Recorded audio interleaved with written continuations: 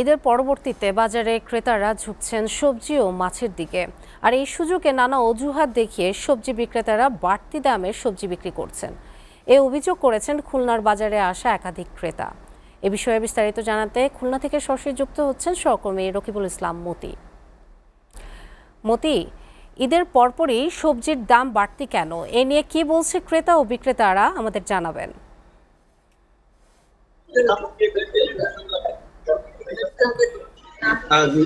ঈদ পরবর্তী আসলে দাম সত্যি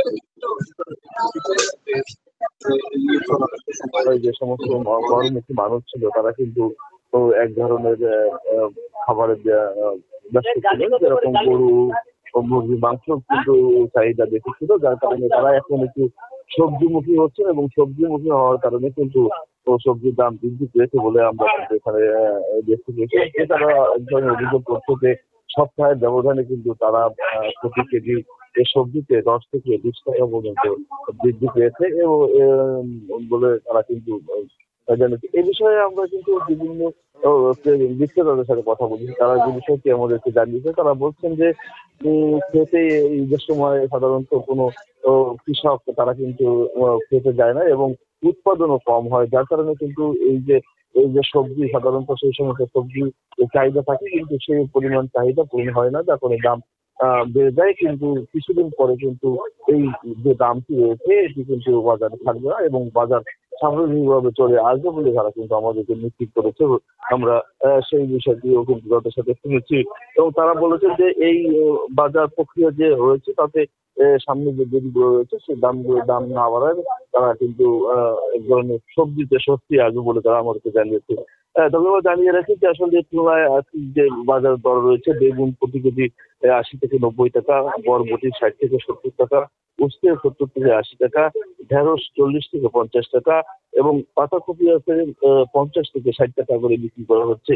কাঁকরোল 60 থেকে 70 টাকা এবং কুশি 50 থেকে 60 টাকা, কচুরলতি 50 থেকে 60 টাকা, ঝুন্দল 30 থেকে 40 টাকা, টমেটো 60 থেকে 70 টাকা এবং পেঁপে আছে 50 থেকে 55 টাকা। মিষ্টি কুমড়ার কথা যদি বলি, মিষ্টি কুমড়া 30 থেকে 40 টাকা, কচুরমুখী 60 থেকে 70 টাকা এবং শাক জাতীয় যে সমস্ত জিনিস রয়েছে সেই শাক জাতীয় জিনিসের দাম কিন্তু একটু বেশি বলে কোনো ক্রেতারা জানিয়েছে। তারা বলছেন যে 40 থেকে 50 টাকার নিচে কোনো সবজি কিন্তু তারা নেই। এখন দাম বলতে একেবারে যদি কম বলি সেটি হচ্ছে যে পটল এবং হচ্ছে যে এই যে দুটি পণ্য রয়েছে, এই দুটি পণ্যের দাম একটু কম। তা বাদে কিন্তু সব সবজির কিন্তু দাম একটু চড়া বলে আমাদেরকে জানিয়েছে।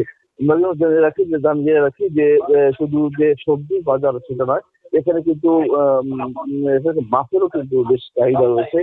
মাছ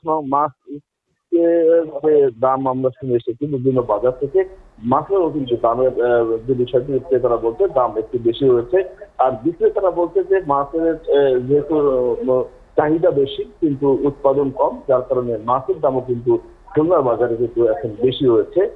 এর একটিমাত্র কারণ হিসেবে যে বিষয়টি আমাদেরকে জানিয়েছে যে ঈদের সময় মাংসের চাহিদা প্রচুর থাকার কারণে মাংসের প্রতি মানুষের একটু অবহেলা, তার মানে খেতে অনীহা থাকে এবং বিভিন্ন কারণে তারা কিন্তু সবজি এবং মাছের উপর ঝুঁকে এবং তার কারণে কিন্তু সবজি এবং মাছ এই দুইটার দামই কিন্তু বেশি বলে আমরা জানতে পেরেছি। তবে আমার কাছে খুলনার বাজারের শাকসবজি এবং মাছের যে ঈদ পরবর্তী যে ছিল এই আমার কাছে শেষ খবর ছিল।